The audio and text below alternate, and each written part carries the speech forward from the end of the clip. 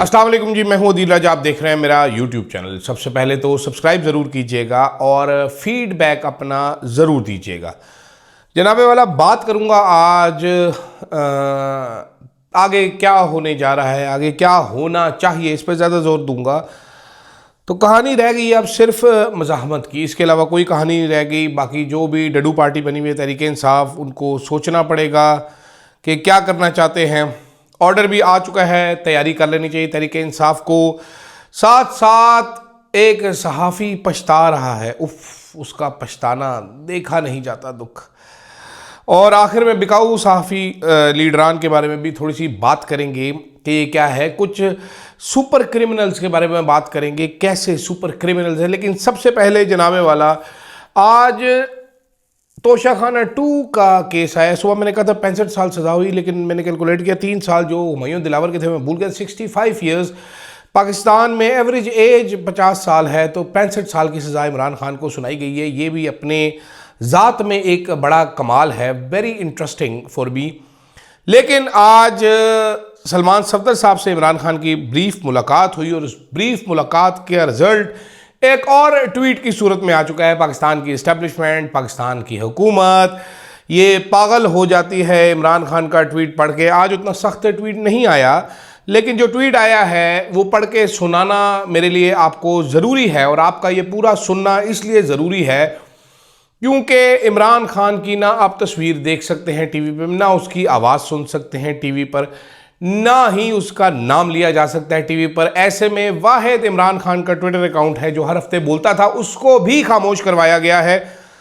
तो ये मेरा फ़र्ज़ है कि मैं आपको पढ़ के ज़रूर सुनाऊं, क्योंकि जिसकी आवाज़ दबाई जा रही हो उसके साथ खड़े होना बहुत ज़रूरी है। तो इमरान खान साहब कहते हैं, जिद्दोजहद इबादत है और हकीकी आज़ादी की जिद्दोजहद के लिए मैं शहादत के लिए भी तैयार हूँ, यानी मैं अपनी जान देने के लिए तैयार हूँ। इस वक्त पाकिस्तान सिर्फ आसिम लॉ पर चल रहा है। यहाँ सिर्फ लिखे लिखाए फैसले पढ़कर सुनाए जा रहे हैं। पिछले 3 साल के बेबुनियाद फैसलों और सजाओं की तरह तोशाखाना 2 का फैसला भी मेरे लिए कोई नई बात नहीं है। फैसला भी जज ने बगैर किसी सबूत और कानूनी तकाजे पूरे किए बगैर ही जल्दबाजी में सुना दिया। हमें हमारे वकला को सुना तक नहीं किया। मुझे और मेरी अहलिया को मुसलसल कैद तन्हाई में रख कर जहनी अजियत का निशाना बनाया जा रहा है।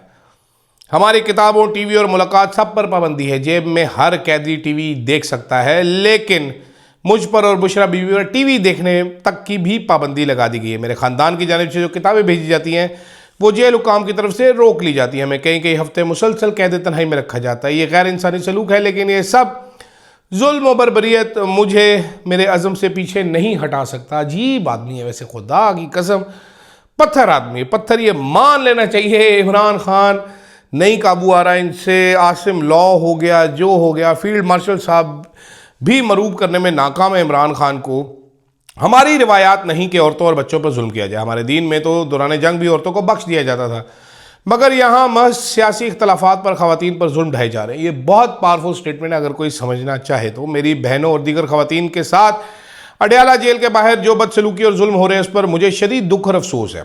ये जो सलूक बुशरा बीबी, डॉक्टर यास्मीन राशिद, महारंग बलोच और दीगर ख़वातीन के साथ किया जा रहा है वो इस्लामी रवायात और अखलाकियात के बरक्स है। मेरी अहलिया बुशरा बीबी को सिर्फ मुझसे बुग़्ज़ में कैद तन्हाई में डाला हुआ है। हालांकि इनका तो सियासत से कोई ताल्लुक नहीं, वो एक घरेलू खातून है। ये भी दाद दें आप इमरान खान को कि वो जेल से बैठ कर इतने जहाँ पर जुल्म हो रहे हैं महारंग बलोच का भी नाम लेता है। मेरा नहीं ख्याल किसी और लीडर ने इस तरह किया होगा। फ़ौज मेरी है और पाकिस्तानी कौम की है। मैं आसिम मुनीर पर तनकीद करता हूँ तो वो एक शख्स पर तनकीद है, जैसे माजी के डिक्टेटर पर भी होती है। आसिम मुनीर ना तो किसी अवामी रेफरेंडम के तहत मुल्क पर बैठा है, ना अवामी वोट के ज़रिए है। जेल में मेरे साथ जो कुछ हो रहा है एक कर्नल के कहने पर हो रहा है जो आसिम मुनीर के अहकामात मानता है। पाकिस्तान में कानून की बालादस्ती का जनाजा उठ चुका है। 2007 में जैसे PCO जजेस ने डिक्टेटर का साथ देकर अदलिया का तकद्दुस पामाल किया, उनकी कोई इज्जत नहीं, और जिन्होंने डिक्टेटर के खिलाफ मज़ामत की वो पूरी कौम के हीरो थे। ऐसे ही आजकल जो जज इस निज़ाम के खिलाफ मुज़ाहमत कर रहे हैं वो हमारे हीरोज़ हैं। जो कठपुतली बन के इनके इशारों पर नाच रहे हैं वो बेज़मीर है और मुशर्रफ के दौर के PCO जजेस के बराबर, ये डोगर और अमीनुद्दीन वगैरह को कह रहे हैं। कानून की बालादस्ती और आइन के बहाली की जदोजहद के लिए इंसाफ लायर फोरम और वकला का फ्रंट फुट पर आना नागुरेज है, नागुज़ीर है। ये पंजोथा वगैरह के लिए इंसाफ का निज़ाम ही अवाम को तहफ़्फ़ुज़ दे सकता है। इसके अलावा ना कोई मुआशी तरक्की मुमकिन है, ना इखलाकी। मुझे सलमान सफदर और उनकी टीम पर एतमाद है और हदायत की है कि अपील दायर करें। सुहेल आफरीदी, ये इंपॉर्टेंट है, सुहेल आफरीदी को पैगाम देता हूँ कि स्ट्रीट मूवमेंट की तैयारी पकड़ें, पूरी कौम को अपने हकूक़ के लिए उठना होगा। जद्दोजहद आबादत और मैं पाकिस्तान की हकीकी आज़ादी की जद्दोजहद के लिए शहादत के लिए भी तैयार हूँ। तो बड़ा स्ट्रॉन्ग मैसेज है इमरान खान का, मैसेज बड़ा क्लियर है कि जनाब तैयारी कर लो, जद्दोजहद की तैयारी कर लो, मैं तैयार हूँ, मैं पीछे नहीं हट रहा। ये वो वाहिद लीडर टकरा हुआ है। हमें बहुत सारे लोग समझाते हैं, बताते हैं, बहुत सारे लोग कहते हैं जनाब वाला यूथी हैं, ये ऐसे हैं, ये वैसे हैं। प्रॉब्लम क्या है? प्रॉब्लम ज़रा समझते हैं। प्रॉब्लम ये है कि पाकिस्तानी कौम 78 साल झोली फैला के ऐसे बैठी रही है एक लीडर के इंतजार में। वो बातें करते थे चौकों चौराहों पे, नाई की दुकान पे, सब्जी की दुकान पे हलवा पूड़ी खाते हुए, कहे कोई लीडर थे, खलोन वाला लीडर आए उधर पीछे खलोइए, खलोन वाला लीडर आए उधर पीछे खलोइए।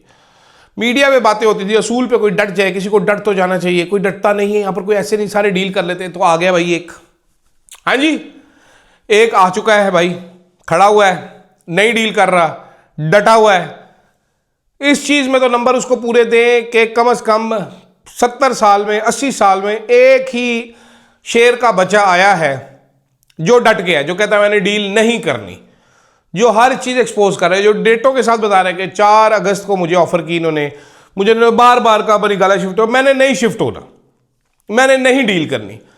तो ये तो नंबर देने चाहिए। दूसरी तरफ उन्होंने कह दिया जनाबे वाला, और मेरा ख्याल है तहरीक इंसाफ को भी अब समझ आ जानी चाहिए, फवाद चौधरी वगैरह को भी समझ आ जानी चाहिए जनाब कि ये मुज़ाकरात नहीं सर, अगर आपने लीड करना है, हेल्प करना है, तो फिर मेरा ख्याल है आप मज़ामत की तैयारी करें। ये मुज़ाकरात नहीं, ये ट्रक की बत्ती के पीछे लगा के आपको सजाओं पे सजाएं सुनाते जा रहे हैं। वाहिद रास्ता रह गया है, वो रास्ता है जनाब मज़ाहमत का। जिस तरह आज सुहेल आफरीदी साहब F6 में कोयटा कैफे पहुंच गए, एक वहां पर बगैर प्रोटोकॉल के आम लोगों के बीच में ढेर सारे लोग, सेल्फियों पे सेल्फियां खींची जा रही है, लोग भी हैरान थे कि वज़ीर आला वेला ऐसे अदील राजा की तरह वहां पर फिर रहा है। मेरा ख्याल है तहरीक इंसाफ के सारे लीडरान को यही करना पड़ेगा, सड़कों पे निकले, लोगों को मदऊ करें, लोगों से बात करें। जिस तरह सुहेल आफरीदी कह रहे हैं आप घर से निकलने के लिए तैयार हो, आप निकलने के लिए तैयार हो, आप आएँ, अपने मुस्तकबिल के लिए आएँ हमारे साथ। तो मेरा ख्याल है सारी लीडरशिप को डोर टू डोर करना पड़ेगा, इसी तरह करना पड़ेगा, फंक्शंस पे जाना पड़ेगा, अपने इवेंट्स क्रिएट करने पड़ेंगे, सड़कों पे, कॉफ़ी शॉपों पे जाके, ढाबों पे जाके, एलीट रेस्टोरेंट्स में जाके, यही करना पड़ेगा।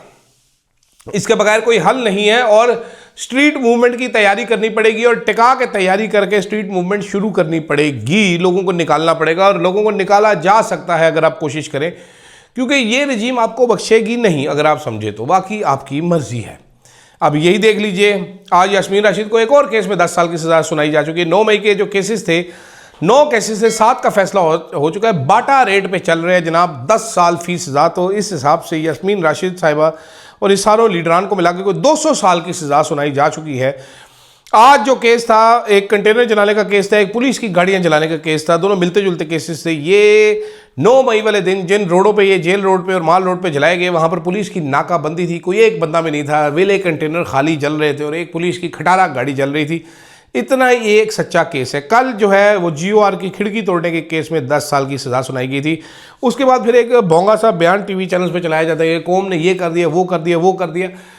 मेरा ख्याल है कौम को भी अंदाज़ा हो चुका है बड़े अच्छे तरीके से, कौम को टट्टू फर्क नहीं पड़ता। ये फैसले जो सुनाए जाते हैं उसके बाद जाली बयानात चलाए जाते हैं, इससे कौम को टट्टू फर्क नहीं पड़ता। मेरा नहीं ख्याल, आज आपने देख लिया होगा, सब ने उस फैसले के बखिए उधेड़ के रख दिए, बल्कि इतने बखिए उधेड़े कि मैंने तैयारी की थी, मेरा दिल ही नहीं किया। मैंने कहा लानत भेजो, कौन मानता है इस फैसले को, जो इसको मैं डायसेक्ट करूं लीगली। मैं पहले अपना दिमाग खराऊं, 59 पेजेस पढ़ के, उसके बाद फिर 59 पेजेस में से गलतियां निकालूं, स्पेलिंग देखूं, फिर सब चीज़ें करूं, उसके बाद फिर आपके सामने पेश करूं। मैंने कहा फिटे ही मुंह इसको करते हैं यार, अभी तो ये दिल ही नहीं कर रहा। ये अजीबो गरीब किस्म के लोग हैं, अजीबो गरीब किस्म के फैसले दे रहे हैं, जिसको देखने का दिल नहीं करता। तो जनाबे वाला, ये वो सूरत हाल है सारी जिसमें चल रहा है। तो मज़ामत के अलावा तो कोई रास्ता नहीं। दूसरी तरफ अब मेरा ख्याल है बाकियों की भी आंखें खुलना शुरू की। आज सुहेल वड़ाइच साहब की भी आंख खुल गई है अचानक ही।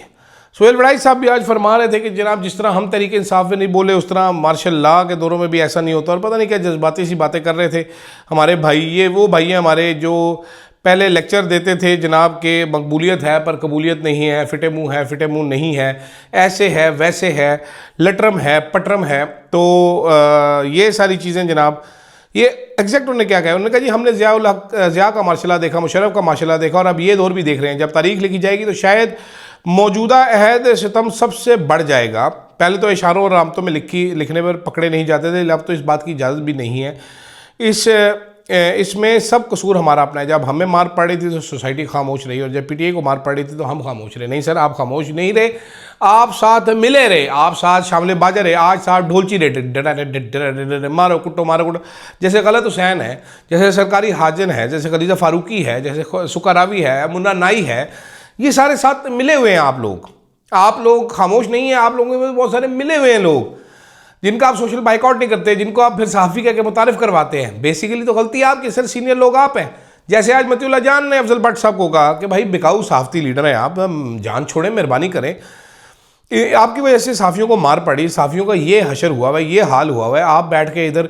वो अफजल भट्ट साहब की वीडियो ज़ुबैर अली खान साहब ने ट्वीट किया। बाय द वे, इससे मुझे याद है, मैं शुरू में कहना भूल गया, ज़ुबैर अली खान साहब के चैनल का लिंक मैं डाल दूंगा, अपने कमेंट में पोस्ट कर दूंगा। ज़ुबैर अली खान को शाउट आउट दे रहा हूं मैं, डिस्क्रिप्शन में बल्कि डाल दूंगा। तो ज़ुबैर अली खान का चैनल ज़रूर फॉलो कीजिए, बहुत ज़बरदस्त किस्म के साफ़ी हैं, ज़बरदस्त किस्म की उनके पास खबरें होती हैं, सपोर्ट उनको ज़रूर कीजिए। वैसे तो हमारे चैनल भी कोई खास चल ही नहीं रहा, लेकिन फिर भी तका चक्का लाएंगे चलेंगे, तो ज़ुबैर साहब को ज़रूर फॉलो कीजिए। बहुत ज़बरदस्त जर्नलिस्ट हैं, बड़ी अंदर की खबरें होती हैं उनके पास, आला किस्म की खबरें होती है।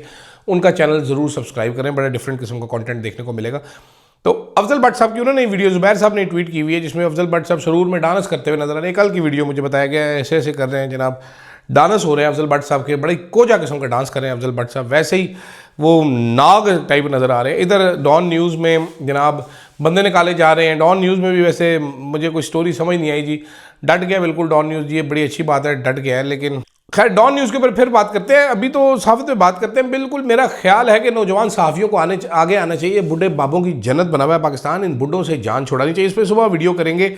ये रिटायर्ड बाबे जो हमारे मत्थे लग गए, जो हमारा खून चूस रहे हैं, खून आशाम चमगादड़े जो हमें चिमड़ी हुई हैं, ये बुढ़े खूसट बेकार किस्म के 2 नंबर किस्म के बाबे, इनसे कैसे जान छुड़ाई। सहाफ़त में भी ये बुढ़े बाबे जो हैं वो चिमड़े हुए हैं, बुढ़े बाबे ही हैं बिकाऊ सहाफ़ी, जो नौजवान सहाफ़ियों का भी नाम ख़राब करते हैं। आप ज़रा देखिएगा, जितने बुढ़े बाबे सहाफ़ी हैं ये हर रजीम के सामने लेट जाते हैं, फिर कहते हैं देखिए हमारे तो ताल्लुकात थे, हम तो ये थे, हमें खबर करनी आती है। नौजवान मर के जो सच बोलते हैं वो मारे जाते हैं, जो मुनाफिक बाबे होते हैं वो बच जाते हैं, और मुनाफिक ही हमारे सहाफ़ियों के लीडर हैं।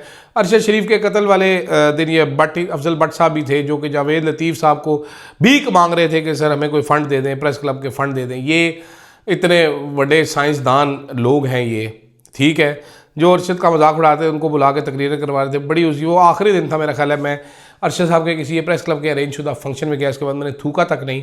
और मेरा ख्याल है मैं मतीउल्लाह जान के साथ हूँ, जो कह रहा है कि ये बिकाऊ सहाफ़ी है, बिकाऊ लीडरान है, इनसे किसी किस्म की तवक्को नहीं होनी चाहिए। खैर, फ़िलहाल के लिए इतना ही जनाब। अब आप देखें सुहेल आफरीदी साहब क्या करते हैं, पैगाम तो आ गया है। तहरीक इंसाफ क्या करती है, गुस्सेनाक प्रेस कॉन्फ्रेंसों के अलावा मेरा ख्याल है डोर टू डोर मूवमेंट करनी पड़ेगी। सलमान अकरम राजा साहब को भी लाहौर में निकलना पड़ेगा, जो लोग हैं सबको निकलना पड़ेगा।